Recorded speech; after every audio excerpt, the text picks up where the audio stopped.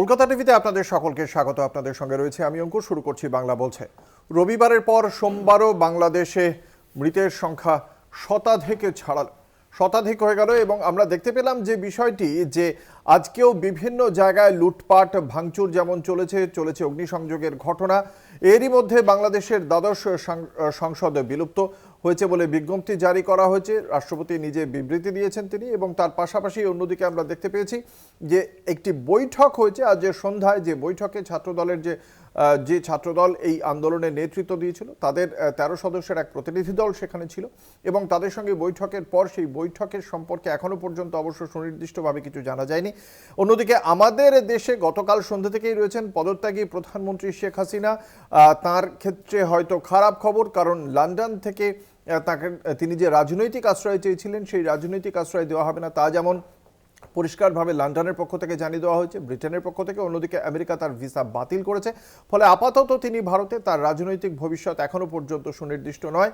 অন্যদিকে আজকে সর্বদলীয় বৈঠক, সেই বৈঠকে আজ বিদেশমন্ত্রী এস জয়শঙ্কর বিবৃতি দিয়েছেন, এবং একই সঙ্গে সংসদের উভয় কক্ষেই বিবৃতি দিয়ে ভারতের অবস্থান এই মুহূর্তে সেই বিষয়ে অবহিত করেছেন সাংসদদের।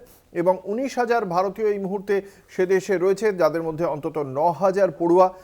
তাদের সুরক্ষার বিষয়ে বাংলাদেশের প্রশাসনের সঙ্গে কথা হয়েছে বলেও, এবং সর্বক্ষণ পরিস্থিতির ওপর কড়া নজর রাখা হচ্ছে বলেই জানিয়েছেন বিদেশমন্ত্রী এস জয়শঙ্কর। এরই মধ্যে জাতীয় নিরাপত্তা উপদেষ্টা অজিত দোভালের সঙ্গে একটি বৈঠক করেছেন কেন্দ্রীয় স্বরাষ্ট্রমন্ত্রী অমিত শাহ। এই হচ্ছে গিয়ে সর্বশেষ মোটের ওপর আপডেট।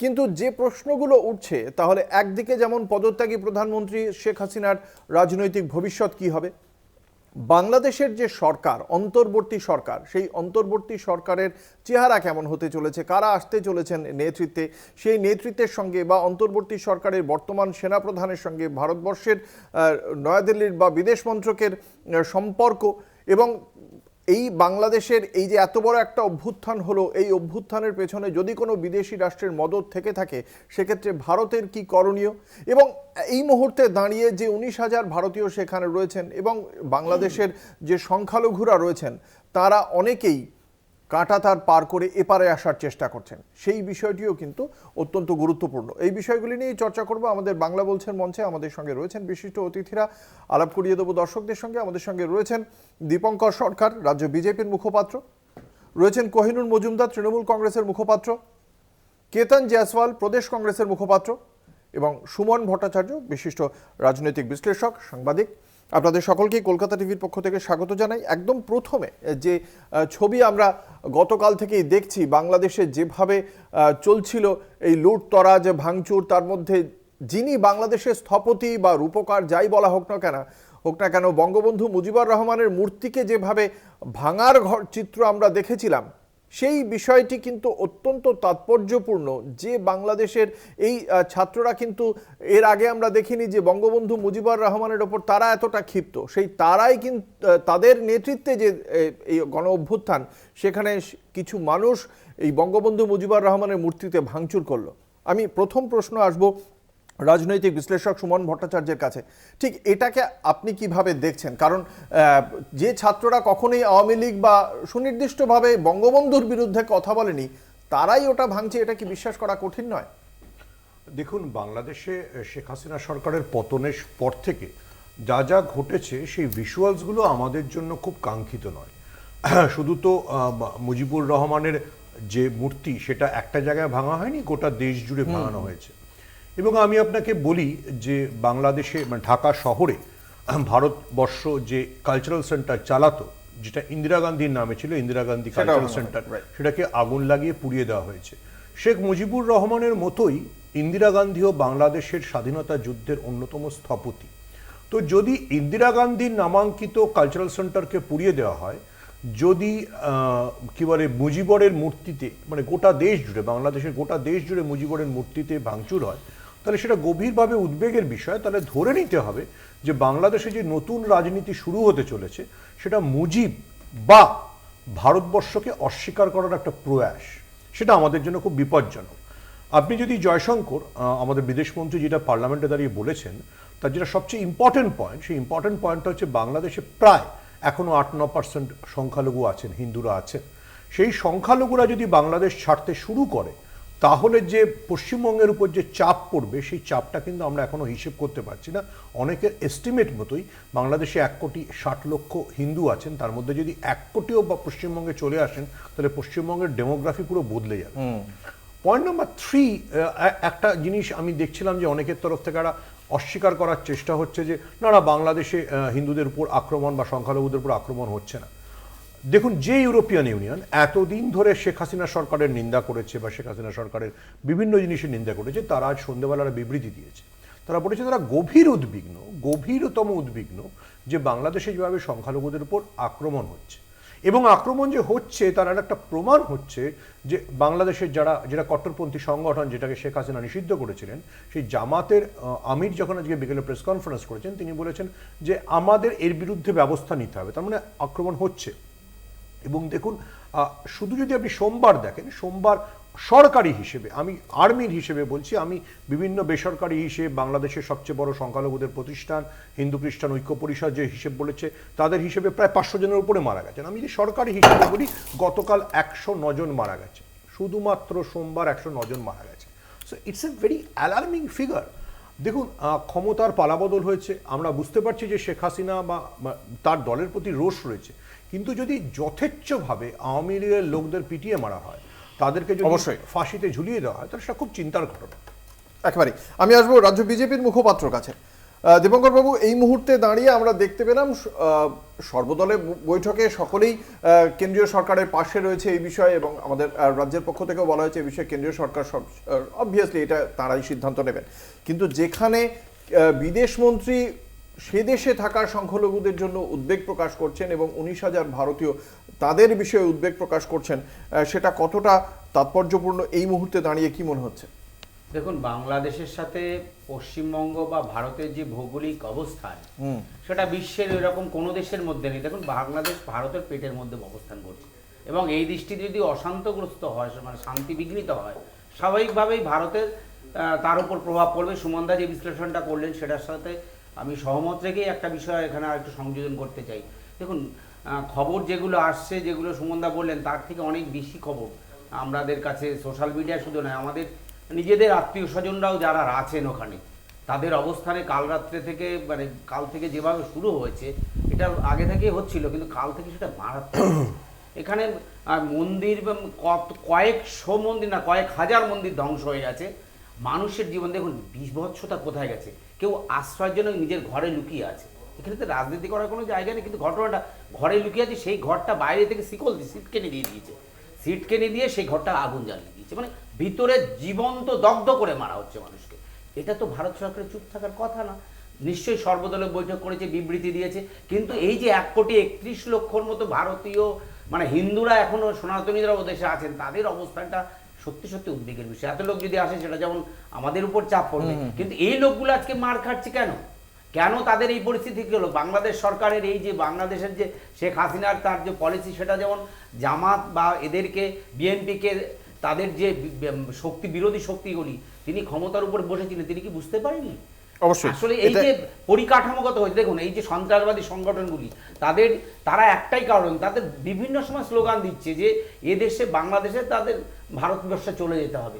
তারা যাবে কেন? তারা যদি পূর্বপুরুষের, 7 পুরুষের ভিটে বাড়ি ছেড়ে চলে আসছে, তাদের রক্ষা করার দায়িত্ব কিন্তু সমস্তভাবে এটাই রক্ষা করার জন্যই কিন্তু ভারত সরকার এই উদ্বাস্তুদের জন্য কিন্তু সিএ চালু করেছিলেন, এবং সেই সিএ দেখা যাক, আমরা সেই আলোচনায় আসবো। সেটাই আমি কোহিনুরের কাছে যে বিষয়টি নিয়ে জানতে চাই, শেষ করি। এই অত্যাচারের মাত্রাটা এমন জায়গায় চলে গেছে, যা কিছু একটা করা খুব আশু প্রয়োজন বলে আমরা মনে করি। বেশ, আমি তৃণমূল কংগ্রেসের কাছে যেটা জানতে চাইবো যে এই যে জায়গাটা, একদিকে যেমন সেখানকার সংখ্যালঘু হিন্দুরা সেখানে যথেষ্ট চাপের মধ্যেই হয়তো রয়েছেন, যে কারণে আমাদের দেশে বিদেশমন্ত্রীও তা নিয়ে উদ্বেগ প্রকাশ করছেন, কিন্তু একই সঙ্গে এই বিষয়টিকে কিভাবে দেখছেন যে একটা দেশের যারা স্থপতি, যিনি স্থপতি, তার উপরেই হামলা করছে এবং তারপরে বলা হচ্ছে আমরা নতুন দ্বিতীয়বার স্বাধীনতা পেয়েছি। এটা কি তার মানে এই ছাত্রদের মধ্যে আরেক দল মৌলবাদী ঢুকে গিয়ে এই গোটা কাণ্ডটা ঘটাচ্ছে বলে আপনারা মনে করেন? দেখুন, আমি দুটো জিনিস বলি। এক হচ্ছে, জাতির জনকদের একটা সমস্যা আছে। জাতির জনকরা গুলি খেয়েছেন বা তাদের মূর্তি ভাঙা হয়েছে মৌলবাদীদের দ্বারাই, সেটা ভারতবর্ষ হোক কি বাংলাদেশ হোক, এতে কোনো ডিফারেন্স নেই, এটা কমন ম্যাটার। এবং সত্যি তো একটা চিন্তার বিষয় যে আন্দোলনটা কোন দিকে ছিল, তার নেচার কি ছিল, আর আজকে তার নেচার কি দাঁড়িয়ে গেছে। আমার কথা হচ্ছে আমাদের দল একদম পরিষ্কার স্ট্যান্ড নিয়েছে যে আমরা উদ্বিগ্ন, এবং ভারতবর্ষের সরকার, এটা এক্সটার্নাল অ্যাফেয়ার্স ডিপার্টমেন্ট, আমরা তাদের সঙ্গে একটা সহমত সৃষ্টি করে তাদের পাশে থাকতেই চাই, এবং তারা যদি ইমিডিয়েট দেখে যে এই ম্যাটারটা রেজলিউট হয়। কিন্তু যে জিনিসটা ভারতীয় জনতা পার্টি করছে যে হিন্দুরা ওখানে অ্যাটাক, ইট ইজ ডেফিনিট যে একটা মৌলবাদী শক্তি বিএনপি এবং জামাতরা আছে, এবং তাতে ওখানে সংখ্যালঘু হিন্দুরা অ্যাটাক হচ্ছে। কিন্তু তার চেয়ে বেশি ক্যাজুয়ালিটি হয়েছে মুসলমান যারা আওয়ামী লীগ করত। আমাদের এক একজনকে শুনেছি জ্বালিয়ে পুড়িয়ে মেরে দিয়েছে, এবং যারা ইতিহাসের ছাত্র তারা জানেন যে যে কোনো রেভলিউশন খুব লজিক্যাল পয়েন্টে বা খুব মেকানিক্যালি হয় না, ব্যাপারটা একদম এনার্কি হয়, এবং সেটা ফ্রেঞ্চ রেভলিউশন থেকে আমরা রেইন অফ টেরর আমরা দেখেছিলাম, সেরকমই হয়। কিন্তু এটা যেটা রূপরেখা নিচ্ছে সেটা ভারতবর্ষের সরকারকে আরও বেশি চিন্তা করতে হবে, ভাবনা করতে হবে, এবং নিশ্চিত রূপে যেরমভাবে আমরা 1971 সাল দেখেছিলাম, যেভাবে শ্রীমতী ইন্দিরা গান্ধী, আমরা সত্যি আমাদের মনে হয়েছে যে এখানে ফরেন পলিসি আজকে সত্যি করে দেখতে গেলে বলুন তো শ্রীলঙ্কা, মলডিভস, এগুলো যেটা ভারতবর্ষ, এমনকি নেপাল, যে ভারতবর্ষের নিয়ন্ত্রণ তাদের উপর ব্রিক বাদার হিসাবে কতটা ছিল, আর আজকে কোথায় গিয়ে চলে গেছে, আজকে চীনদের কতটা কন্ট্রোল হয়ে গেছে।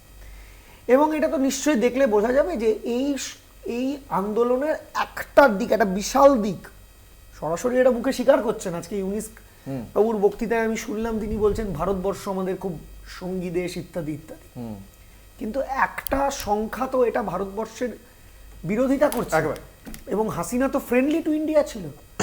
আমাদের মনে হয়েছে যে এইটাকে খুব তাড়াতাড়ি এটাকে খুব তাড়াতাড়ি রেজলিউট করতে হবে, শেষ করতে হবে অবশ্যই, এবং এটা একটা ভারতবর্ষের যাতে সুবিধা হয় সেই পরিস্থিতি কিন্তু দেখতে হবে। আমরা এই আলোচনায় থাকবো, শুনবো প্রদেশ কংগ্রেসের বক্তব্য। একটা ছোট্ট বিজ্ঞাপনী বিরতির পর ফিরে আসছি, সঙ্গে থাকুন। ডিসলভ করে দিয়েছে। ফিরে এলাম বিরতির পর, আপনারা দেখছেন বাংলা বলছে, আপনাদের সঙ্গে রয়েছে আমি অঙ্কুর। যে আলোচনায় আমরা ছিলাম সেই বিষয়ে আমি প্রথমেই আসবো প্রদেশ কংগ্রেসের মুখপাত্র কেতান জয়সওয়ালের কাছে। কেতান, আপনারা এই মুহূর্তে কেন্দ্রের যে অবস্থান, সর্বদলীয় বৈঠকে আপনারা সমস্ত রাজনৈতিক দলের পক্ষ থেকেই তাকে সমর্থন জানানো হয়েছে, কেন্দ্রের সঙ্গে পাশে থাকার বার্তা দেওয়া হয়েছে। একই সঙ্গে এই বিষয়টি নিয়ে আপনারা কি মনে করছেন যে এই মুহূর্তে দাঁড়িয়ে যখন শেখ হাসিনা, যখন বাংলাদেশের সঙ্গে আমাদের একটি বন্ধুত্বপূর্ণ মৈত্রীর সম্পর্ক, সেখানে শেখ হাসিনা সেখান থেকে পদত্যাগ করে আমাদের দেশে চলে এসেছেন, ফলে সেই পদত্যাগী প্রধানমন্ত্রীকে আমরা যদি আশ্রয় দিই, তাহলে বর্তমান যে অন্তর্বর্তী সরকার, সেই অন্তর্বর্তী সরকারের সঙ্গে আমাদের সম্পর্কটা কি খুব ভালো হতে পারে? আর যদি আশ্রয় না দিই, তাহলে দীর্ঘদিন ধরে বঙ্গবন্ধু থেকে শেখ হাসিনা আমাদের সঙ্গে খুব ভালো সম্পর্ক, ফলে সেই জায়গায় একটা শাঁখের করাত বলুন বা যাই বলুন, একটা সংশয় বা দ্বন্দ্ব তৈরি হয়েছে। এই জায়গায় আপনাদের কি মনে হয় যে কি করণীয়? না দেখুন, ঠিকই এই যে আমাদের পাশের রাজ্যে যে ঘটনাগুলো হচ্ছে ওটা দেখে ওটা ওদের আভ্যন্তরীণ ব্যাপার হলেও তার একটা প্রভাব আমাদের উপর পড়ার একটা সম্ভাবনা থাকে বলে আমরা উদ্বেগে আছি, আমরা চিন্তিত সেটাকে নিয়ে। আর এই যে মৈত্রীর কথা আপনি বললেন বা আমরা যেটা এতদিন অনুভব করেছি, তার দুটো স্তম্ভ, এক বঙ্গবন্ধু আর আমাদের ইন্দিরা গান্ধী, এরা দুজনেই ছিলেন, ওনাদের হাত ধরেই এই রাষ্ট্রটা তৈরি হয়। এতদিন আমরা একসাথে থেকেছি, আমরা একসাথে পড়শি রাজ্য হিসাবে আমরা এতদিন ছিলাম। কিন্তু এবার এখন যে ঘটনাগুলো চলছে, এই ঘটনাটা প্রথমে পর্যায়ে যেটা ছিল, দুটো পর্যায়ে হয়েছে যেটা আমরা দেখলাম। যে প্রথম পর্যায়ে যেটা হয়েছে সেটা মোটামুটি একটা স্টুডেন্ট একটা ইস্যু নিয়ে হয়েছিল, কোটা নিয়ে, চাকরিতে কোটা নিয়ে হয়েছিল, সেটা মোটামুটি একটা জায়গায় বা কোর্টের রায়টা যখন এসে তখন মোটামুটি ওটা একটা জায়গায় মানে ঠিকঠাক হয়ে যাচ্ছিল। কিন্তু পরের ফেজটা যেটা আমরা দেখলাম, ওটা দেখে আমাদের চিন্তা আরও বাড়লো, উদ্বেগ আরও বাড়লো, যে সেটার যে ধরনটা এতটা মানে একদম আগুন লাগিয়ে দিচ্ছে, মেরে দিচ্ছে সবাইকে। তারপরে যেটা আমরা দেখলাম যে যখন ওখানকার প্রধানমন্ত্রী শেখ হাসিনা রিজাইন করলেন, ওনাকে নিরাপত্তাহীনতায় ভুগছিলেন বলে উনি অন্য রাষ্ট্রে আমাদের দেশে আপাতত আছেন, উনি পলিটিক্যাল অ্যাসাইলাম উনি চাইছেন, লন্ডনে চাইলেন, আমেরিকায় চাইলেন, এগুলো গ্রহীত হলো না। কিন্তু সেটা অবশ্যই এবার আমাদের ব্যাপারটাকে খুব সেন্সিটিভলি ডিল করা উচিত, যে কথাগুলো আপনি বললেন। তবে এই ঘটনা থেকে যেটা আমরা মানে প্রত্যেকটা ঘটনা থেকে আমাদের কিছু না কিছু একটা শেখার চেষ্টা করতে হয়, বা ওখান থেকে আমাদের দেশের সাথে বা আমাদের সাথে রিলেশন সেগুলো খোঁজার চেষ্টা করতে হয়। সেদিকে সতর্ক পদক্ষেপ ফেলতে হবে। আমি আসবো সুমনদার কাছে। সুমনদা, এই জায়গাটা মানে ভারতের কাছে এই সিদ্ধান্তটা নেওয়াটা কতটা কঠিন বলে মনে হয়, এবং তার সঙ্গে সঙ্গে শেখ হাসিনার রাজনৈতিক ভবিষ্যৎ এই মুহূর্তে কি হতে পারে বলে আপনার মনে হচ্ছে? দেখুন, শেখ হাসিনার কোনো রাজনৈতিক ভবিষ্যৎ নেই, কারণ ওর বয়স ৭৭ বছর হয়ে গেছে। ওনাকে যেভাবে দেশ ছাড়তে হয়েছে তাতে আওয়ামী লীগ পুনর্গঠন করে আবার ওনার পক্ষে, মানে শেখ হাসিনার পক্ষে এই রাজনীতিতে ফেরাটা কঠিন। আমরা যদি ইতিহাসকে বিচার করি, 1975 1975 15ই আগস্ট বঙ্গবন্ধু মুজিবুর রহমান নিহত হয়েছিলেন। তারপরে শেখ হাসিনার দেশে ফিরেছিলেন 83 সালে, আর ক্ষমতায় এসেছিলেন 21 বছর বাদে 1996 সালে। তাহলে রাফলি ধরে নেওয়া ভালো, আওয়ামী লীগের রাজনীতি বা বাংলাদেশের সেকুলার রাজনীতির পুনরুদ্ধার হতে অন্তত আরও 20 বছর লাগবে, যদি শেখ হাসিনার পুত্র বা কন্যা কেউ সে দায়িত্ব নেন। কারণ এই মুহূর্তে যা অবস্থা, বাংলাদেশ থেকে আওয়ামী লীগের সবাই পালাচ্ছেন। না, হোয়াট ইজ আওয়ার চ্যালেঞ্জ? আমাদের নিজেদের চ্যালেঞ্জটাকে যদি আমরা আইডেন্টিফাই করতে পারি ইন্ডিয়ান, মানে ভারতীয় হিসেবে, the first challenge, again I will repeat, যে ফার্স্ট চ্যালেঞ্জ, আমি কোহিনুরের বক্তব্যের সাথে একমত, যে শুধু হিন্দুরা পালাবেন না, আওয়ামী লীগ পন্থী যারা, তারাও বাংলাদেশ থেকে বিপুল সংখ্যায় পালাচ্ছেন। ঠিক আছে, বিপুল সংখ্যায়, মানে সেই সংখ্যাটা আমরা এখনো আন্দাজ করতে পারছি না। তো এইটা হচ্ছে আমাদের কাছে বিগেস্ট চ্যালেঞ্জ। আমি মনে করি না যে শেখ হাসিনাকে আশ্রয় দিলে আমাদের জন্য কোনো চ্যালেঞ্জ হবে, মানে কূটনৈতিক চ্যালেঞ্জ হবে। কারণ মোহাম্মদ ইউনূস যদি তিনি সরকারের দায়িত্বে পান, দেখুন সরকারের তো দায়িত্ব নিয়ে টানাপোড়েন আছেই। গতকাল 2টোর সময় শেখ হাসিনা পদত্যাগ করেছেন, আজকে রাত্রির 8টা অবধি এখন অবধি নতুন সরকারের রূপরেখা কেউ দিতে পারেনি। তার মানে নিশ্চয়ই ইউনূসকে ছাত্ররা ইউনূসের নাম প্রপোজ করলেও জামাত বা বিএনপি এখনো তাকে মেনে নেবেন কিনা, যারা গ্রাউন্ডে পলিটিক্যাল ফোর্স, সেটা আমরা জানি না। So there is a challenge. এই সময়টার মধ্যে যেটা সবচেয়ে বড় চ্যালেঞ্জ, সেটা হচ্ছে ললেসনেস। এই যে ললেসনেসের একটা ছবি আপনি দেখছেন, যে মুজিবের মূর্তি উপড়ে ফেলা হচ্ছে। আমি আপনাকে উদাহরণ হিসেবে বলি, এই উদাহরণটা দিতে খুব খারাপ লাগছে। ঢাকা প্রেস ক্লাবের যিনি সম্পাদক শ্যামল দত্ত, তিনি একটি কাগজের সম্পাদক, তিনি যখন দেশ ছাড়ার চেষ্টা করেছেন, তাকে আটকে দেওয়া হয়েছে। তার তার তার কিশোরী কন্যা, তার স্ত্রী, মানে শ্যামল দত্ত বাংলাদেশের অন্যতম মানে খুবই সম্মানীয় সাংবাদিক। সমস্ত, যেহেতু আমি যে তথ্যগুলো বলছি সেগুলো সবই পাবলিক ডোমেইনে থাকা তথ্য, বা যেগুলো সরকারও স্বীকার করছে। শ্যামল দত্ত বাংলাদেশ প্রেস ক্লাবের সেক্রেটারি, তাকে দেশ ছাড়তে দেওয়া হয়নি। আপনি আওয়ামী লীগের মন্ত্রীদের কথা ছেড়ে দিন, আওয়ামী লীগের মন্ত্রীরা সবাই জানেন যে দেশ ছাড়তে গেলে একদম মানে যাকে বলে পিটিয়ে মৃত্যু হচ্ছে। ঠিক আছে, so that is a challenge. এবং আপনি যদি জয়শঙ্করের বক্তৃতাটা খুব মন দিয়ে শোনেন, এবং জয়শঙ্করের বক্তৃতাকে কিন্তু আজকে ফুললি, যদি কেউ রাহুল গান্ধীর কথা শোনে, রাহুল গান্ধী ফুললি এন্ডোর্স করেছেন। Rahul Gandhi is the first person যিনি জয়শঙ্করকে মিটিংয়ে জিজ্ঞেস করেছেন যে তাহলে কি এর পেছনে পাকিস্তানের হাত আছে। অর্থাৎ যে এই যে বিক্ষোভ বা ছাত্র আন্দোলন, এর পেছনে যে কোনো মৌলবাদী শক্তির হাত আছে, এটা রাহুল গান্ধী অবধি বিশ্বাস করেন। এই ব্যাপারে রাহুল গান্ধী আর জয়শঙ্করের মধ্যে খুব একটা দ্বিমত নেই। তো জয়শঙ্কর খুব ক্যাটাগরিক্যালি একটা কথা বলেছেন। এত ক্যাটাগরিক্যালি তো কেউ বলেন না যে ভারতবর্ষের সঙ্গে বাংলাদেশের সম্পর্কটা অঙ্গাঙ্গিভাবে জড়িত, মানে এটাকে আপনি উপেক্ষাই করতে পারবেন না। মানে যদি, এবং আমাদের পশ্চিমবাংলাবাসী হিসেবে আমি বলবো সবার একটু বোঝা উচিত যে কাশ্মীর নিয়ে আপনার টেনশন হয় কেন, কারণ পাশেই পিওকে আছে বা পাশেই আফগানিস্তান আছে। যদি যশোরে 25 জনকে পুড়িয়ে মারা হয়, যশোর থেকে বনগাঁ দূরত্ব কত? 30 কিলোমিটার। সাতক্ষীরায় 14 জনকে পিটিয়ে মারা হয়েছে, তার দূরত্ব হচ্ছে সাতক্ষীরা থেকে বসিরহাটের দূরত্ব কত? 10 kilometre. So we are in a danger.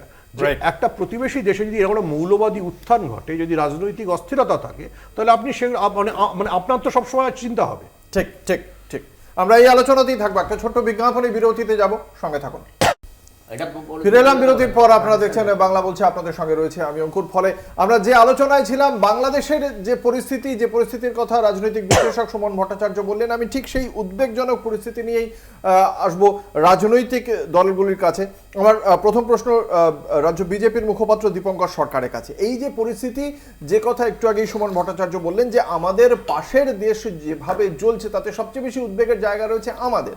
এবং শুধুমাত্র সংখ্যালঘুরা নন, সংখ্যাগুরুদের মধ্য থেকে আওয়ামী লীগের কর্মী সমর্থকরা, যাদেরকে আমরা দেখেছি কিভাবে মারা হয়েছে, তারাও এদেশে আসার একটা ভয়ঙ্কর সম্ভাবনা রয়েছে। এবং সেক্ষেত্রে কত সংখ্যক আসতে চলেছে সেটা আমরা এখনো পর্যন্ত জানি না। এই মুহূর্তে দাঁড়িয়ে এখনো কি মানে রাজনীতি এবং হিন্দু মুসলমানের কথাই চিন্তা ভাবনা করা হবে? না, হিন্দু মুসলমানের কথা চিন্তা করা হবে না কেন? ভারতবর্ষ তো ধর্মশালা নয়, সবার জন্য খুলে দেবে, এটা তো আমরা পরিষ্কার বলেছি, আমাদের তো গঠিত নীতি, এগুলো তো অস্বীকার করার কোনো জায়গা নেই। দ্বিতীয় একটা কথা, দেখুন রাজনৈতিক আশ্রয় হাসিনাকে বাংলাদেশের থাকতে হচ্ছে ভারতবর্ষে। বিশ্বে এখন অবধি 57টা ইসলামিক কান্ট্রি আছে, কোনো ইসলামিক কান্ট্রিতে কিন্তু হাসিনাকে স্মরণ দেয়নি। এটা একটা বোঝার বিষয় যে একমাত্র মুসলিম রাষ্ট্রপ্রধান ছিলেন, মহিলা বা রাষ্ট্রপ্রধান ছিলেন হাসিনা, কিন্তু এতগুলো মুসলিম রাষ্ট্র থেকে তারা একটা শরণার্থী শাসনে, অর্থাৎ প্রমাণিত যে তারা স্বার্থ ছাড়া কোনো কিছু করেন, তারা ধর্মটাকেই দেখে। এবং সেই কারণের থেকেই আমাদের বক্তব্য পরিষ্কার যে আজকে নড়াইলে বলুন, সাতক্ষীরায় বলুন, খুলনাতে বলুন, বা যশোরে বলুন, নোয়াখালীতে বলুন, যে সমস্ত সংখ্যালঘুরা বাংলাদেশে তথাকথিত হিন্দুরা আক্রান্ত হচ্ছে এবং যাদের জীবন মাল সম্পত্তি নষ্ট হচ্ছে, সেক্ষেত্রে আমরা যথেষ্ট উদ্বিগ্ন। এবং শুধু নয়, পশ্চিমবঙ্গে শুধু নয়, সারা ভারতবর্ষের সনাতনীরা তাকিয়ে আছেন এবং তাদের রক্ষা করার জন্য ভারত সরকারের বা আমাদের সর্বসম্মতভাবে যে আলোচনা হয়েছে পার্লামেন্টে, নিশ্চয়ই এ ব্যাপারে রাজনৈতিক ভেদাভেদ, অর্থনৈতিক এবং রাজনৈতিক দু ধরনের উদ্বেগই তো রয়েছে। দ্বিতীয় একটা কথা যে ভারতবর্ষের সাথে ভারতবর্ষের অনেকগুলো প্রকল্প, ভারত সরকারের না, ভারতের অনেক কোম্পানির প্রকল্প, যেমন আমাদের শুরু করে বাগেরহাট থেকে শুরু করে মোংলা পর্যন্ত যে রেল লাইন, সেই রেল লাইনটা ভারত সরকারের টাকা। বাংলাদেশে যে 5G প্রযুক্তি চলছে তার কোম্পানি ভারতের, এরকম বিভিন্ন কোম্পানি বাংলাদেশে ব্যবসা করেছে, সেই কোম্পানিগুলোর কোটি কোটি টাকা ইনভেস্ট ভারতে রয়েছে। ভারতবর্ষের থেকে যে করিডর রেলের কথা বলা হয়েছে, সেটা যে প্রকল্পগুলো রয়েছে, এই যে রেল স্থাপনগুলো, যে লরি বলুন, খাদ্য বলুন, যার যোগাযোগের, পুরোটাই ভারতের সাথে বাংলাদেশের অর্থনীতির একটা বড় সম্পর্ক, সেটাও ক্ষতিগ্রস্ত হচ্ছে কিন্তু এই উগ্রতার ফলে। এই উগ্র যারা করছে কারা আছে? জামাত আছে, শিবির আছে, এদের পিছনে ISI আছে, এদের পেছনে চীনা কমিউনিস্ট মদত না থাকলে বাংলাদেশের ছাত্ররাই বলছে আমরা এরকম ধ্বংসাত্মক আন্দোলন চাইনি। এটা কিন্তু ছাত্রদের বিবৃতি, আপনারা কালকেও দেখেছেন। তাহলে এই বিবৃতি ছাত্ররা দিচ্ছে, আমরা ধ্বংসাত্মক চাইনি, কিন্তু ছাত্রদের সামনে রেখে ধ্বংসাত্মক কার্যক্রম কারা করলো? এই বাংলাদেশের স্বাধীনতা বিরোধী যে শক্তি, কারা করলো যে প্রশ্নটা তোলা হচ্ছে ভারতীয় জনতা পার্টির পক্ষ থেকে। আমি প্রশ্ন তোলা হচ্ছে, এটা ভুল ব্যাখ্যা করবেন না, প্রশ্ন তোলা হচ্ছে কারা করলো। তাহলে আমরা দেখতে পাচ্ছি এটা বাংলাদেশের জাতীয় একটা বিষয় তো আছে, সেটা যে আমরা শুনলাম যে ভারতের যে নিয়ন্ত্রণ আগে ছিল, সেই নিয়ন্ত্রণ এই মুহূর্তে নেই। ভারতের পক্ষ থেকে বলা হয়েছিল ওয়াকারুজ্জামানকে যাতে সেনাপ্রধান না করা হয়, তারপরে বাংলাদেশ সেটা করেছে। বাংলাদেশের সঙ্গে চায়নার সম্পর্কটা লাস্ট সফরে গিয়ে বিরক্ত হয়ে শেখ হাসিনা চলে আসেন, কিন্তু তার সঙ্গে তো একটা চায়নার সঙ্গে তো বিজনেস করতে গিয়েছিল। এবং সেই বিষয়টা হচ্ছে বাংলাদেশের ওপর যে কর্তৃত্ব বা নিয়ন্ত্রণ বা যেটাই বলুন বা প্রভাব, সেই প্রভাবটা যে কমেছে এটা তো অনস্বীকার্য। আসবো তৃণমূল কংগ্রেসের কাছে। দেখুন, একটা জিনিস পরিষ্কার, যেটা হচ্ছে সব ধর্মে, সব জাতিতে এবং সব সমষ্টিতে মৌলবাদী শক্তি আছে যারা লজিকে কথা উত্তর দেয় না বা লজিকে থাকে না। হিন্দু, মুসলিম, খ্রিস্টান সব। আবার বলছি, যারা আওয়ামী লীগ করে এবং যারা ওখানে যে সংখ্যার মুসলমান যারা মৌলবাদী নয়, তারা তো কোনো দোষ করেনি, তারা ওখানে উৎপীড়ন ফিল করছে, তাদের ওখানে মারছে, ধরছে, সব হচ্ছে এবং তাদের জ্বালিয়ে মেরে দিচ্ছে। তো একটা কো প্রডিউসারকে দেখলাম বাংলা সিনেমা ইনভেস্ট করে, তাকে তো জ্যান্ত জ্বালিয়ে দিয়েছে, তাকে এবং তার ছেলেকে। শান্ত। আমার কথা হচ্ছে, আমি খুব অবাক হচ্ছি যে এই ইনসিডেন্ট কি আমাদের being a big brother in the Indian subcontinent ছিল না? আমি তো আবার বলছি, যেটা সপ্তম নৌবর পারেনি 1971 সালে, সেটা কেউ একটা করে দিয়ে চলে গেল। আজকে এত পাওয়ারফুল গভর্নমেন্ট ছিল, হাসিনার তো গভর্নমেন্ট পাওয়ারফুল নয় এমন নয়, পাওয়ারফুল গভর্নমেন্ট ছিল, এবং within a span of 1 month এই গভর্নমেন্টটা ভেঙে চুরমার হয়ে গেল, একাকার হয়ে গেল। এবং যারা ওখানকার শামীম টামিমের যাদের কথা শুনে, এটা কি তার মানে পাওয়ারফুল আদৌ ছিল কোহিনূর, নাকি এটা একটা মানে একটা ফাঁপা জায়গায় ছিল? দেখুন, 1 মাসের মধ্যে এটা ভেঙে যেতে পারে। যে স্বৈরাচারী যেভাবে নির্বাচন হয়েছিল, সেই নির্বাচন নিয়ে প্রশ্ন উঠে গিয়েছিল নিশ্চিত। দেখুন, আমি যদি এখন ওদের দেশের অভ্যন্তরীণ বিষয় আলোচনা আমি একেবারে করতে ইন্টারেস্টেড না, কিন্তু একটা গভর্নমেন্ট সিস্টেমে, অ্যাডমিনিস্ট্রেশনে বাই স্কেলেটন পাওয়ারফুল ছিল। সেই গভর্নমেন্ট রাতারাতি পড়ে গেল এবং ভারত সরকার, আগে আমি আবার বলছি 1971 সালে এরকম একটা ঘটনা হয়েছিল। এই জায়গাটা থেকে আমাদের মনে হলো যে আগে তো এটাকে খুঁজতে হবে, এবং আগে আমি একদমই এটা নিয়ে আমি জানলেও আমার অ্যাপ্রিহেনশন হলেও আমি একটা দলের দায়িত্বপূর্ণ মুখপাত্র হিসেবে এই নিয়ে কোনো কমেন্ট করবো না। কিন্তু শুধুমাত্র ছাত্ররা আন্দোলন করেছে এবং তাদের অভিমুখ এইটা, এমনটা তো দেখে রাজনৈতিক মানে রাজনীতির শিক্ষার্থী হয়তো মনে হচ্ছে না। তাহলে এক হচ্ছে আমাদের প্রধান কাজ যে মৌলবাদী শক্তিটাকে আলাদা করতে হবে, কিন্তু সরকার বা কোনো রাজনৈতিক দল যেন একটা ধর্ম আছে, সেই ধর্মের মধ্যে মৌলবাদী শক্তি এই দুটোকে মুড়িতে মুড়কিতে না মিলিয়ে ফেলে, তাহলে কিন্তু বিষয়টা আরো বাজে দেখায়। কংগ্রেস না ঠিকই, ব্যাপারটা যেটা হচ্ছে, এই ঘটনা হচ্ছে, আমরা উদ্বেগে আছি, কিন্তু এই ব্যাপার মানে ওই ঘটনার সাথে তুলনা করে আমাদের দেশে যদি দেখতে হয়, তাহলে আমি কয়েকটা যদি বিষয় দেখি। এক তো যেটা আমরা স্পষ্ট বুঝতে পারছি যে আমাদের বিদেশ নীতিতে কোনো একটা জায়গায় কোনো একটা খামতি রয়েছে বলেই আমাদের আশেপাশে যে দেশগুলো আমাদের ছিল তারা কিন্তু মোটামুটি সবাই আজকে হাতছাড়া। পাকিস্তানের কাছে তো আমরা এক্সপেক্ট করতেই পারি না, চাইনার কাছে এক্সপেক্ট করতে পারি, কিন্তু যেই মানে শ্রীলঙ্কা, নেপাল বা বাংলাদেশ আমরা দেখছি, মলদ্বীপ, এখানেও কিন্তু এগেইনস্ট ইন্ডিয়া স্লোগান লেগেছে। এবার আজকের দিনে যেটা দেখছি যে ওখানে নিরীহ মানুষ একেবারে ললেসনেস, যে কথা সুমন ভাই বললেন সহমত, যে ললেসনেসটা হচ্ছে আজকের দিনে বাংলাদেশের সব থেকে বড় একটা সমস্যা। এবার যেই জায়গায় ললেসনেস হবে, আমার বিজেপির দাদা যে কথাগুলো বলছিলেন যে নাকি হিন্দুরা মানে ব্যাপারটাকে খুব, আমার মনে হচ্ছে যে পরিসরটা খুব সংকীর্ণ করার একটা কথা উনি বলছেন।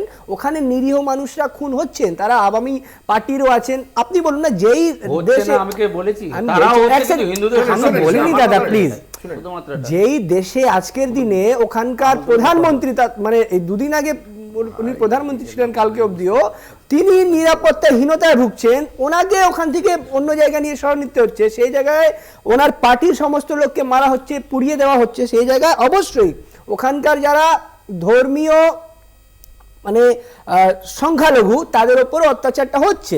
তার সাথে সাথে আমরা কিছু জায়গায় ছবি দেখতে সোশ্যাল মিডিয়ার মাধ্যমে বা নিউজে, যে কোনো ওখানকার কিছু কিছু আবার লোক আছে তারা মন্দির পাহারা দিচ্ছে, এই ছবিটাও আমরা দেখছি। কিন্তু তার একটা বেনিফিট নেওয়ার এই যে ডিভাইসিভ পলিটিক্স, আমরা 12 মাস 24 ঘন্টা এই ডিভাইসিভ পলিটিক্সের বিরোধে মানে এগেইনস্টে কথাবার্তা বলি। এই জায়গাটা থেকেই মানে এই যে পরিস্থিতিটা তৈরি হয়েছে বিভাজনের রাজনীতি বাংলাদেশে, সেটা নিয়ে এই মুহূর্তে তার থেকেও আমার কাছে বেশি গুরুত্বপূর্ণ সুমনদা, যেটা আপনার কাছে জানতে চাইবো, যে এই যে অন্তর্বর্তী সরকার, এই অন্তর্বর্তী সরকারের এখন এই মুহূর্তে সেনাপ্রধান সমস্ত বিবৃতি দিচ্ছেন, সেনা তাদের হাত থেকে ক্ষমতাটা রাজনৈতিক দলের হাতে ছাড়বে কিনা সেটা একটা বিষয়। সংবিধান বলছে 3 মাসের মধ্যে নির্বাচন, সেক্ষেত্রে এই 3 মাসের মধ্যে নির্বাচন হলে একটা মৌলবাদী শক্তি যদি আসে, তাদের সঙ্গে ভারতের রিলেশন কেমন হবে, সর্বোপরি বাংলাদেশের অভ্যন্তরের আইন শৃঙ্খলা নিয়ে কতটা কি পরিবর্তন হতে পারে, মানে নিকট ভবিষ্যতে কি ব্যাখ্যা আপনার কাছে, মানে কিভাবে দেখছেন বিষয়টি? দেখুন, দুটো জিনিস ফার্স্ট বুঝতে হবে। সেটা হচ্ছে যে এই মুহূর্তে যখন আমরা কথা বলছি, তখন বাংলাদেশের প্রেসিডেন্টের বাসভবনে, বঙ্গভবনে ছাত্রদের সঙ্গে প্রেসিডেন্টের বৈঠক হচ্ছে, নতুন সরকারের চেহারা কী হবে। সেই বৈঠকে 3 বাহিনীর প্রধানও আছে। সেই বৈঠকে ইউনূসের নাম, মোহাম্মদ ইউনূসের নাম প্রধান উপদেষ্টা হিসেবে প্রস্তাব করা হয়েছে। সেই টিমে অনেক সাংবাদিকের নামও আছে যারা তথ্যমন্ত্রী হতে পারেন, মানব জমিনের সম্পাদক মতিউর রহমান চৌধুরী বা দেবপ্রিয় ভট্টাচার্যের নামও আসছে। বাট দ্য ক্রাইসিস ইজ যে আমরা এখনো জানি না যে ঘটনার পরে, মানে শেখ হাসিনা পদত্যাগের পরে প্রায় 27 ঘন্টা কেটে গেলে পরেও এখনো কেন নতুন সরকার তৈরি হলো না। হতে পারে, যেটা অনুমান করে নিতে হবে, যে যেটা বিএনপি বা জামাত, যারা এখনো অবধি দেশে মানে বাংলাদেশে আওয়ামী লীগের প্রধান রাজনৈতিক প্রতিদ্বন্দ্বী ছিল, তারা কতটা ইউনূসকে বা এই যারা তথাকথিত সুশীল সমাজের প্রতিনিধি তাদেরকে নেতা হিসেবে মেনে নেবে। কারণ ইতিমধ্যেই খালেদা জিয়াকে জেল থেকে মুক্তি দেওয়া হয়েছে এবং তারেক রহমান, যিনি খালেদা জিয়ার পুত্র, তিনি লন্ডন থেকে দেশে ফিরছেন, বিএনপি সমাবেশ ডেকে দিয়েছে। দেখুন, গ্রাউন্ডে যেহেতু আওয়ামী লীগের সঙ্গে জামাত এবং বিএনপির লড়াই হচ্ছিল, ফলে যারা রাজনীতি করে সেই রাজনীতিকরা কতটা ইউনূসকে মেনে নেবেন আমরা জানি না। কিন্তু ইউনূস যদি দায়িত্ব পান, তাহলে আমরা একটা প্রত্যাশা করতে পারি যে এই যে ললেসনেস চলছে, সেখান থেকে একটা রেহাই মিলবে। আপনি যেহেতু ইউনূসের কথা বলছেন সুমনদা, আপনার কাছে জানতে চাইবো, এই ইউনূস, মোহাম্মদ ইউনূস একসময় বলেছিলেন যে ভারত নিজেদের দেশে নিরলস গণতন্ত্রের সাধনা করছে, কিন্তু বাংলাদেশের স্বৈরাচারকে পরোক্ষে সমর্থন করে যাচ্ছে। ফলে সেই মোহাম্মদ ইউনূস যদি আমরা যদি এই মুহূর্তে ধরেও নিই যে তিনি বাংলাদেশের পরবর্তী সরকারের একটা গুরুত্বপূর্ণ স্থান নিতে চলেছেন, সেক্ষেত্রে ভারতের সঙ্গে বাংলাদেশের সম্পর্কটা মোহাম্মদ ইউনূসের নেতৃত্বে কিরকম দাঁড়াবে বলে মনে করছেন? দেখুন, ইউনূস যদি দায়িত্ব পান তাহলে ইউনূস শেখ হাসিনার পদত্যাগের পরে ভারতীয় সংবাদপত্রগুলিকে যে ইন্টারভিউ দিয়েছে, যে কথা উনি প্যারিস থেকে বলেছেন, তাতে একটা ইম্পর্টেন্ট পয়েন্ট আছে। সেটা হচ্ছে যে তিনি অর্থনৈতিক সমৃদ্ধি, কেউ তো অস্বীকার করছে না যে শেখ হাসিনার আমলে একটা অর্থনৈতিক সমৃদ্ধি হয়েছিল, সেটাকে উনি টেক ফরওয়ার্ড করবেন। এবং যেটাকে শেখ হাসিনার সময় বলা হতো যে কম্প্রিহেন্সিভ ইকোনমিক পার্টনারশিপ এগ্রিমেন্ট, যেটা মোদি এবং শেখ হাসিনা সাইন করতে গিয়ে মানে অলমোস্ট সাইন হয়ে যাচ্ছিল, সেটাকে ইউনূস এগিয়ে নিয়ে যাবেন।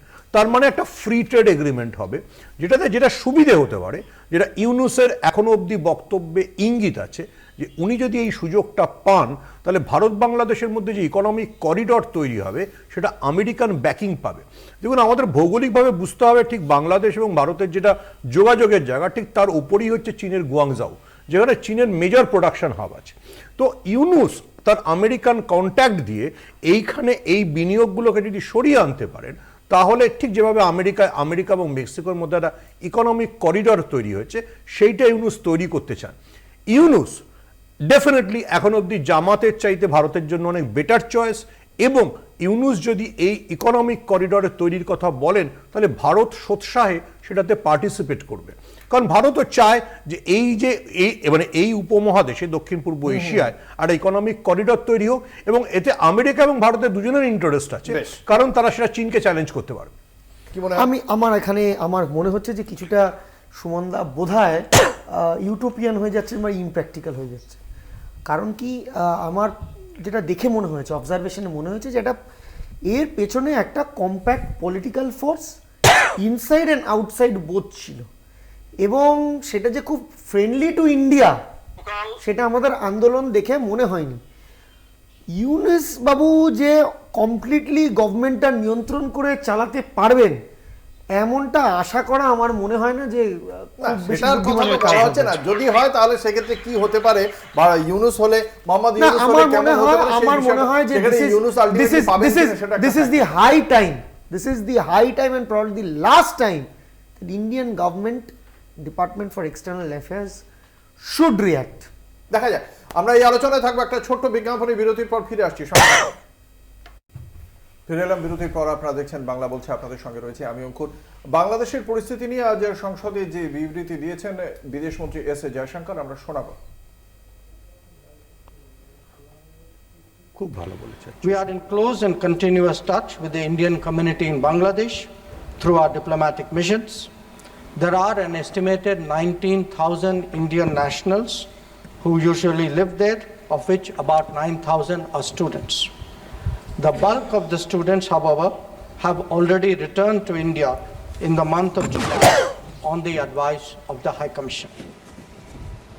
In terms of our diplomatic presence, in addition to the High Commission in Dhaka, we have assistant High Commissions in Chittagong, Rajshahi, Khulna and Sylhet.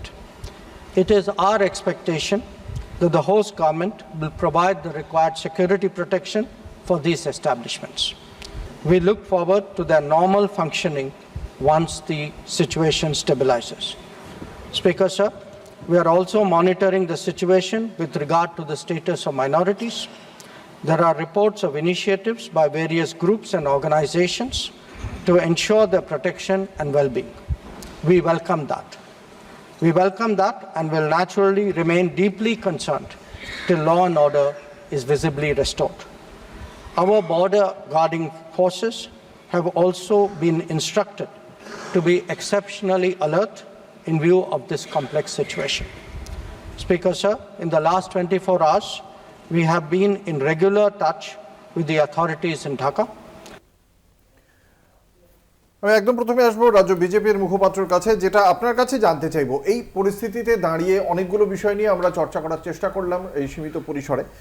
বাংলাদেশের এই পট পরিবর্তনে বিদেশি রাষ্ট্রের ভূমিকা রয়েছে বলেও একটা বক্তব্য চলছে, সেটা নিয়ে চর্চা চলছে। বিজেপি এই বিষয়ে কি মনে করে, তাদের কি মূল্যায়নের বিষয়? দেখুন, বাংলাদেশের এই ঘটনার পরিপ্রেক্ষিতে ছাত্রদের যে বিবরণ আমি আগেরবার বলছিলাম, যে ছাত্রদের বক্তব্য অনুযায়ী যে আমরা এরকম চাইনি, আমরা মেনে নেওয়ার পরেও তো আমরা শান্ত হয়ে গেছিলাম, সেটাকে দ্বিতীয়বার যখন এলো একদিন পর ঘটনাটা বলছে, দেখুন বাংলাদেশের প্রথম স্বাধীনতার 71 সালে কিন্তু 30 লক্ষ লোক মারা গেছিল বাংলাদেশের স্বাধীনতা সংগ্রামে। আর আজকে কিন্তু যতই যা হোক সে সংখ্যাটা কোনো সময় হাজারের উপরে কিন্তু এই আন্দোলনে যায়নি। তাহলে 30 লক্ষ লোকের বিনিময়ে যে স্বাধীনতা আর এই 1000 লোকের মৃত্যুর স্বাধীনতা, দুটো জিনিস এক নয়। বাংলাদেশের সামরিক শাসন একবার হয়নি, বাংলাদেশের 71 সালের পরের থেকে সামরিক শাসন 3 বার দেখেছি। বিদেশি রাষ্ট্রের ভূমিকা কি দেখতে পাচ্ছেন? বিদেশি রাষ্ট্রের তো অবশ্যই ভূমিকা আছে। আইএসআই এর যে ভূমিকা থাকবে সেটা তো স্বাভাবিক ব্যাপার, কারণ তারা যে আইএসআই এর সাথে বাংলাদেশের সামরিকদের একটা যোগাযোগ, আমরা এটাকে বিডিআর বিদ্রোহের সময় দেখেছি। বিডিআর বিদ্রোহ আপনারা বলছেন যে এই আইএসআই এর সঙ্গে বাংলাদেশের সামরিকের আপনি ভিডিও, আমরা বলছি না, বাংলাদেশে যে বিডিআর বিদ্রোহ হয়েছিল সেই বিডিআর বিদ্রোহে যারা মদত দিয়েছিল তারা পুরো আইএসআই স্বীকার করেছে বিডিআরদের মাধ্যমে। অর্থাৎ সেখানে ভারত পেনিট্রেট করতে পারেনি, ওখানে আইএসআই পেনিট্রেট করতে পেরেছে। আসবো তৃণমূল কংগ্রেসের কাছে, এটা কি ব্যর্থতা? আমি তো বলছি যে আমি তো তফাৎটা দেখতে পাচ্ছি যে সপ্তম নৌবর যেটা পারেনি সেইখানে তো দাঁড়িয়ে বাংলাদেশের ওই সময়টা আমরা সবাই এই গল্প পড়েছি, দেখেছি, সিনেমাও হয়েছে, যে জুলাই মাস থেকে ডিসেম্বর মাস পর্যন্ত শ্রীমতী ইন্দিরা গান্ধী কি মুভমেন্ট করেছিলেন, এবং সেই মুভমেন্ট করার পর বড় বড় শক্তি, নেক্সনের মতো বড় বড় শক্তিরা এসেও কিন্তু বাংলাদেশকে পাকিস্তানের দিকে রাখতে পারেনি। সেটা ইন্ডিয়ার তখন একটা বড় বাংলাদেশের স্লোগান ডিপ্লোম্যাটিক হয়নি চাল। আমরা হব তালিবান, তখন বাংলাদেশের স্লোগান ছিল জয় বাংলা, যেটা ভারতের তৃণমূল কংগ্রেস। আমাকে বলতে দিন, নিশ্চিত রূপে জয় বাংলার মতো তখন কালচারাল জয় বাংলা, যেটা আজকে এক্স্যাক্টলি আমি তো এটাই তো বলতে চাইছি যে জয় বাংলার মতো একটা কালচারাল স্লোগান আমরা হব তালিবান, হ্যাঁ, এটা অস্বীকার করা যায় না। শুনেনি বক্তব্যটা শুনেনি, সময় বেশি নেই। ইট ইজ ডেফিনিট যে এইটা একটা এটাও তো ভাবতে হবে। ফ্যানাটিজম ঢুকে গেছে, এবং এটা পেনিট্রেট করলো কি করে, আমরা কি করছিলাম, আমি আসবো কংগ্রেসের কাছে। এটা পেনিট্রেট করলো কি করে, আইএসআই ঢুকলো কি করে? বাহ, অবশ্যই কংগ্রেস কিভাবে দেখছেন? 100 বার আজকের দিনে আমরা ইন্দিরা গান্ধীর মতো একজন স্ট্রং আর একটা বিদেশি রাষ্ট্রের ভূমিকা আছে বলে মনে করেন? 100 বার। আজকে রাহুল গান্ধীও যখন এই আলোচনাটা হচ্ছিল, একটা জিনিস আছে, খুব একটা শুভ লক্ষণ দেখলাম যে আজকে যখন এই আলোচনাগুলো হচ্ছিল তখন কিন্তু সরকার বিরোধী বলে কিছু বোঝা যায়নি, সবাই একই প্ল্যাটফর্মে ছিল, তারা ইন্ডিয়া হয়েছিল। ওকে, তো এবার রাহুল গান্ধী আজকে এই আশঙ্কাটা বলেছেন যে ওখানে আইএসআই এর একটা ষড়যন্ত্র থাকতে পারে, তো সেটা খতিয়ে দেখা হবে। এবার যে কথাগুলো হচ্ছে যে ললেসনেসটা হচ্ছে, আর বিদেশি নীতির মধ্যে তো আমাদের গাফিলতি রয়েছে বলেই তো আমি লাইন ধরে অনেকবার আলোচনা হলো যে অনেকগুলো রাষ্ট্রের সাথে আমরা যে আমি সুমনদের কাছে জানতে চাইবো, সুমন আপনি কিভাবে দেখছেন এই বাংলাদেশের পট পরিবর্তনে কোন বিদেশি রাষ্ট্রের ভূমিকা সেক্ষেত্রে থাকতে পারে, এবং ভারতের কি করণীয় বা ভারতের অবস্থানটা কি এই মুহূর্তে কি করা উচিত, কি মনে করছেন? দেখুন, দক্ষিণ এশিয়ার রাজনীতিতে তো চীন এবং পাকিস্তানের একটা অ্যাক্সিস আছে, সে এবং বিভিন্ন বিষয়ে তারা একসঙ্গে কাজ করে। সেই অ্যাক্সিস যে বাংলাদেশে ভারত বিরোধী শক্তিকে মদত দিয়েছে বা এই ধরনের আনরেস্টকে মানে বাড়তে সাহায্য করেছে, এ বিষয়ে আমার মনে হয় কোনো সন্দেহ থাকার দরকার নেই। যদি আপনি দেখেন যে এই ছাত্র আন্দোলনের পরে প্রথম কারা দেশে ফিরছে, সেটা হচ্ছে যাদের আমরা বলি হচ্ছে জামাতের যে সমস্ত নেতারা নির্বাসিত ছিলেন, যারা দেশের বাইরে ছিলেন, যাদের বাবাদের বা যাদের আত্মীয়দেরকে ফাঁসি দেওয়া হয়েছিল যুদ্ধাপরাধের কারণে, তারা সবাই আজ দুপুরের মধ্যে ঢাকাতে ফেরত চলে এসছেন। তো এটা তো শেখ হাসিনা আজকে নেই বাংলাদেশের রাজনীতিতে, কিন্তু বহুবার সবাই জানেন এই জামাতের সঙ্গে আইএসআই এর কতটা ঘনিষ্ঠ যোগাযোগ রয়েছে। ফলে তাদের ফিরে আসাটা প্রমাণ করে যে এই আনরেস্টের পেছনে ভারত বিরোধী শক্তি, আমি আবার বলছি চীন পাকিস্তানের যে অ্যাক্সিস, সেটা হয়তো কাজ করেছে। এবং সেক্ষেত্রে ওয়াশিংটনের কি কোনো রকম ভূমিকা থাকতে পারে? দেখুন, এটা খুব দুর্ভাগ্যজনক, ইটস এ ভেরি মানে স্ট্রেঞ্জ ইনসিডেন্ট আমরা পলিটিক্যালি বলি। সেটা হচ্ছে যে অতি বাম এবং জামাত একসঙ্গে হাত মিলিয়েছে। তো এইটা একটা খুব মানে চ্যালেঞ্জিং সিচুয়েশন আমাদের জন্য, এবং অতি বাম এবং জামাতের যে জোট, সেই জোটকে আমেরিকা ফিনান্স করেছে। তো আমেরিকার এখন দেখার যে আমেরিকা কি চীনের সঙ্গে এই অ্যাক্সিসটায় থাকবে, না ভেঙে বেরিয়ে এসে অন্য ধরনের কোনো সমীকরণ তৈরি করবার চেষ্টা করবে। কারণ দক্ষিণ এশিয়া, আপনি যে কথা বলছেন, তাহলে আমাদের একদিকে পাকিস্তান এবং অন্যদিকে বাংলাদেশ, এই দুটি রাষ্ট্রতেই চীন আর পাকিস্তানের একটা গুরুত্বপূর্ণ প্রভাব যদি মানে হয়ে যায়, তাহলে ভারতের সেটাকে কাউন্টার করার জন্য সাউথ এশিয়ায় নিজেদের গুরুত্ব বা নিজেদের প্রভাব রেখে দেওয়ার জন্য কি করণীয় বলে, কোন মানে পলিসিতে হাঁটা উচিত বলে আপনি মনে করেন? অঙ্কুর, আমি আপনাকে সজীব ওয়াজিদ জয়, শেখ হাসিনা পুত্র, যে লাস্ট সেন্টেন্সটা বলেছেন সেটা মনে করিয়ে দেবো, যে আজ মানে গতকালের পরে আপনি বাংলাদেশকে বাংলাদেশ হিসেবে দেখবেন না পূর্ব পাকিস্তান হিসেবে দেখবেন, সেইটা আপনাকে সবসময় ভাবতে হবে। এবং Rahul Gandhi had given a clear hint যে দেশে বঙ্গবন্ধুর মূর্তি গোটা দেশ জুড়ে ভাঙা হচ্ছে এবং ইন্দিরা গান্ধী একে পুড়িয়ে দেওয়া হচ্ছে, then you have to be cautious যে এটাকে আপনি বাংলাদেশ হিসেবে, যে মুজিব যে বাংলাদেশকে তৈরি করেছিলেন সেটা হিসেবে দেখবেন, না আবার আমি রিপিট দ্য ওয়ার্ড, পূর্ব পাকিস্তান হিসেবে দেখবেন। এই পাকিস্তানের আইএসআই এর ঢুকে যাওয়া, এটা কি কোনো রকম ভাবে তাহলে ভারতের বিদেশ নীতির কোনো গাফিলতি? দেখুন, আমি এটা নিয়ে এক্ষুনি আলোচনা করতে চাইবো না, this is a very critical time, কিন্তু আমাদের মাথায় রাখতে হবে 1971-এ বাংলাদেশ স্বাধীন হওয়ার পর 75-এ মুজিবকে হত্যা করা হয়েছিল। ফলে বাংলাদেশকে আনস্টেবল করবার জন্য বা মৌলবাদের দিকে ঠেলে দেওয়ার জন্য আমেরিকা বা পাকিস্তানের একটা পুরনো উদ্যোগ আছে, সেটা আবার সফল হলো। এবার সেটাকে আমরা কিভাবে সেটাকে ব্যালেন্স করব, কি পাওয়ার অফ ব্যালেন্স তৈরি হবে, সেটা অবশ্যই তার দিকে চোখ রাখতে হবে। অবশ্যই এটা অত্যন্ত খুব কঠিন একটা সময়। সেই পরিস্থিতিতে বিদেশ মন্ত্রক এক্ষেত্রে ঠিক কি বিদেশ নীতি নিয়ে চলবে সেদিকে আমাদের নজর থাকবে। আজকেই বিদেশ মন্ত্রী বলেছেন বাংলাদেশের প্রত্যেকটি বিষয়ের ওপরেই কড়া নজর রাখছে বিদেশ মন্ত্রক। দেখা যাক সেক্ষেত্রে বাংলাদেশের পরবর্তী পদক্ষেপ কি হয় এবং এই অন্তর্বর্তী প্রশাসনই বা কোন পথে হাঁটে। আমাদের সঙ্গে আজকের এই আলোচনায় ছিলেন দীপঙ্কর সরকার, কোহিনুর মজুমদার, কেতন জয়সওয়াল, সুমন ভট্টাচার্য। আপনাদের প্রত্যেককে আপনাদের মূল্যবান মতামতের জন্য অসংখ্য ধন্যবাদ। শেষ করছি বাংলা বলছে। দেখতে থাকুন কলকাতা টিভি, রাত দিন 7।